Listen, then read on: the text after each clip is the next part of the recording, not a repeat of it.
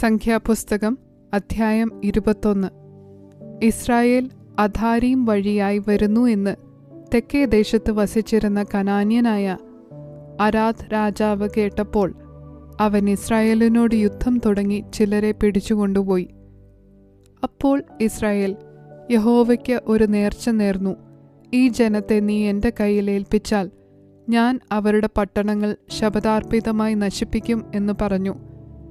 യഹോവ ഇസ്രായേലിൻ്റെ അപേക്ഷ കേട്ട് കനാന്യരെ ഏൽപ്പിച്ചു കൊടുത്തു. അവർ അവരെയും അവരുടെ പട്ടണങ്ങളെയും ശപഥാർപ്പിതമായി നശിപ്പിച്ചു. ആ സ്ഥലത്തിന് ഹോർമ എന്ന് പേരായി. പിന്നെ അവർ ഏദോം ദേശത്തെ ചുറ്റിപ്പോകുവാൻ ഹോർ പർവ്വതത്തെങ്കിൽ നിന്ന് ചെങ്കടൽ വഴിയായി യാത്ര പുറപ്പെട്ടു. വഴി നിമിത്തം ജനത്തിൻ്റെ മനസ്സ് ക്ഷീണിച്ചു. ജനം ദൈവത്തിനും മോശയ്ക്കും വിരോധമായി സംസാരിച്ചു. മരുഭൂമിയിൽ മരിക്കേണ്ടതിന് നിങ്ങൾ ഞങ്ങളെ മിസ്രയീം ദേശത്തു നിന്ന് കൊണ്ടുവന്നത് എന്തിന്? ഇവിടെ അപ്പവുമില്ല, വെള്ളവുമില്ല, ഈ സാരമില്ലാത്ത ആഹാരം ഞങ്ങൾക്ക് വെറുപ്പാകുന്നു എന്ന് പറഞ്ഞു. അപ്പോൾ യഹോവ ജനത്തിൻ്റെ ഇടയിൽ അഗ്നിസർപ്പങ്ങളെ അയച്ചു. അവ ജനത്തെ കടിച്ചു. ഇസ്രായേലിൽ വളരെ ജനം മരിച്ചു. ആകയാൽ ജനം മോശയുടെ അടുക്കൽ വന്നു, ഞങ്ങൾ യഹോവയ്ക്കും നിനക്കും വിരോധമായി സംസാരിച്ചതിനാൽ പാപം ചെയ്തിരിക്കുന്നു. സർപ്പങ്ങളെ ഞങ്ങളുടെ ഇടയിൽ നിന്ന് നീക്കിക്കളവാൻ യഹോവയോട് പ്രാർത്ഥിക്കണം എന്ന് പറഞ്ഞു. മോശ ജനത്തിനു വേണ്ടി പ്രാർത്ഥിച്ചു. യഹോവ മോശയോട്, ഒരു അഗ്നിസർപ്പത്തെ ഉണ്ടാക്കി കൊടിമരത്തിന്മേൽ തൂക്കുക. കടിയേൽക്കുന്നവൻ ആരെങ്കിലും അതിനെ നോക്കിയാൽ ജീവിക്കും എന്ന് പറഞ്ഞു. അങ്ങനെ മോശ താമ്രം കൊണ്ട് ഒരു സർപ്പത്തെ ഉണ്ടാക്കി കൊടിമരത്തിന്മേൽ തൂക്കി. പിന്നെ സർപ്പം ആരെയെങ്കിലും കടിച്ചിട്ട് അവൻ താമ്രസർപ്പത്തെ നോക്കിയാൽ ജീവിക്കും. അനന്തരം ഇസ്രായേൽ മക്കൾ പുറപ്പെട്ടു ഓബോത്തിൽ പാളയമിറങ്ങി. ഓബോത്തിൽ നിന്ന് യാത്ര പുറപ്പെട്ടു സൂര്യോദയത്തിന് നേരെ മോവാബിന്റെ കിഴക്കുള്ള മരുഭൂമിയിൽ ഇയ്യെ അബാരീമിൽ പാളയമിറങ്ങി. അവിടെ നിന്ന് പുറപ്പെട്ട് സാരോദ് താഴ്വരയിൽ പാളയമിറങ്ങി.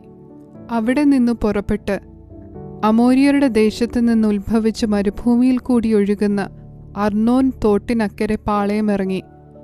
അർണോൻ മോവാബിനും അമോര്യർക്കും മധ്യേ മോവാബിനുള്ള അതിർ ആകുന്നു. അതുകൊണ്ട് സൂഫയിലെ വാഹേബും അർണോൻ താഴ്വരകളും ആരിൻ്റെ നിവാസത്തോളം നീണ്ടു.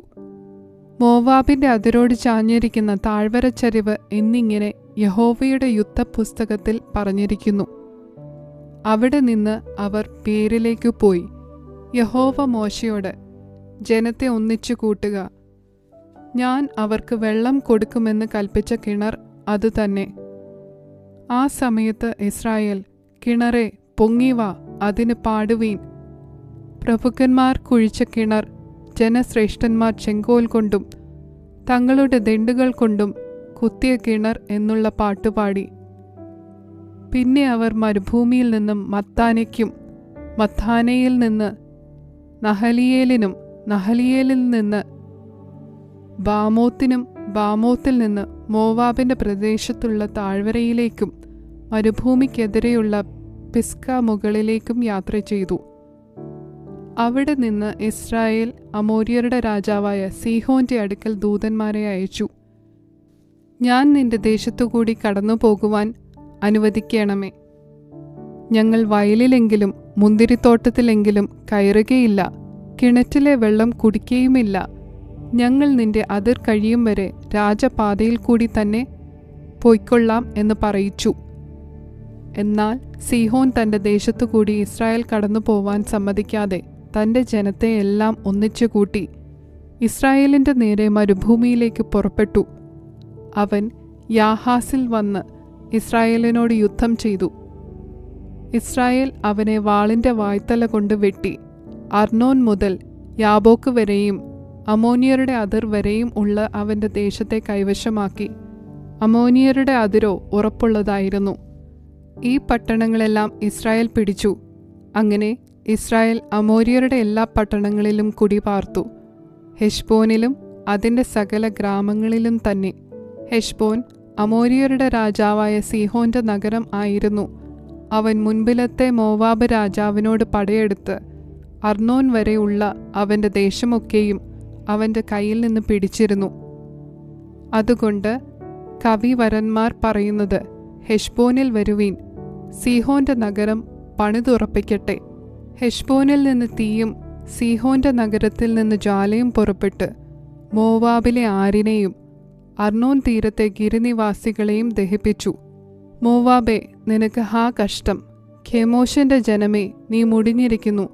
അവൻ തൻ്റെ പുത്രന്മാരെ പലായനത്തിനും പുത്രിമാരെ അമോര്യ രാജാവായ സീഹോന് അടിമയായും കൊടുത്തു.